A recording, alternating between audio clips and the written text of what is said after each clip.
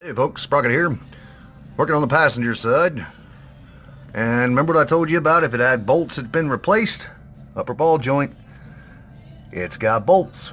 So that means somebody replaced this one at some point. See, but this one too also has the bulb, but it's not quite as tall as the one was on the other side, so this was probably replaced a long time ago. Alright, now this having bolts, that's going to make this a lot easier to remove it, so for me that's good news. It's less work and less chance of damaging it. Plus, one thing I like to do, and I advise anyone working on something old like this to do, is pre-soak every bolt thread that you can get to that you know you're going to have to remove. Come on, focus. So I got the lower control arm bolts. You ain't going to see that one in there. It's in the shadow. Got these up top here, both sides, which is really hard to see. Up in here, got the sway bar end link, upper ball joint, lower ball joint. Everything I got pre-soaked, so when I go to start pulling stuff, which is going to be very soon, hopefully, it'll come off without breaking. It's going to be kind of hard for you to see. Hang on a sec. There, that's better. So, one thing, I don't know if I'd showed you before. So, here's your cotter pin. Alright. One way I have found that makes this a little bit easier to get these out is to use your leverage of the bolt. So you grab hold of it with your dikes and kind of use the tip of them to push against the bolt there. I'm sorry, the nut. And then pull out. It helps. That way too you're getting an even pull and you're not breaking it. Alright, remember how I told you these things rot out? Well, that's what happens. Broke off. So, my little cup washer fell down in there. That's steel. We don't want to leave that in there. We recycle that stuff. I don't get much for it, but it's worth it as far as I'm concerned. Now comes the fun part of getting it out of that shaft that's down in there. Alright, sway bar end links out. Actually wasn't hard. Slid right out. So, focus you. I was happy about that. I don't know if you can see it down there, but that hole's more... Yeah. What's the word I'm looking for? Wallered out. Yeah, that's the one. So I'm about to weld this lower control arm up too.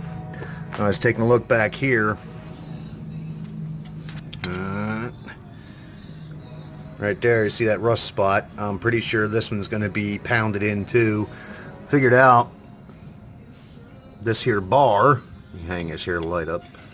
If it'll stay. Here we go. This right here acts as the steering stop on the back here. It just hits against the control arm. So, more repairs. And a mountain more of grease. Yay! Remember what I was telling you about these shafts rusting? Ooh. Hello. Hang on. Hello. Hi. See? There you go. See? Shiny. Rusty. This is what we want to try to avoid. So, let's see if this one's bad too.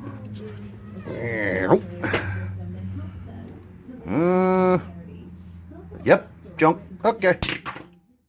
Alright, got the lower control arm out, as you can see. What I wasn't real happy about is this side, which is the front, did not want to come out. Well, I found out why. This bushing had already worked its way out of where it's supposed to sit in here. As you can see by that wear mark right there. It's supposed to be sitting right here where my fingernail is. And it was not. As you can see, it's also toast. So yeah, I had issues on both sides. It's just this side wasn't quite as obvious. Alright, so got the upper control arm out. Now, I don't know if you can see this, but that rear bolt back there and that front bolt right there are now two different lengths. That was the only way I could get that control arm out of there because it was buttoned up against the exhaust manifold right here. And it just would not give it enough to get out of there. So I cut this back one down. I probably cut a ½ inch off this bolt. Now, granted, there's like 3/4 or more of an inch sticking out of here once you get the nut and everything installed. So it's not like I'm hurting for extra length. I don't know why they made these bolts so long, but I ended up having to cut in this, like I said, and then redo the threads on the end of it just so I could make sure I get it off. And once I got this one off, this one came off tight, but I was able to get it out of there with this one up out of the way. So that's fun, fun, fun. So now on to cleaning them up, changing the bushings, lower control arm. I'm gonna have to do the same thing I did with the other one. I'm gonna have to weld up those wear areas. So yeah. All right, so as you can see, got this welded up. It's not nearly as indented as it was before, and again, I left that a little bit thicker. And I got this welded up, all cleaned up, nice round hole now as compared to before. I also used my bushing again, that side right there. Make sure it was a nice snug fit down inside of here. That way I know that's going to fit in there the way it's supposed to and keep it in place. Now what's left is bushings and ball joints. Alright, so ball joints in, got my new bushings and shaft through.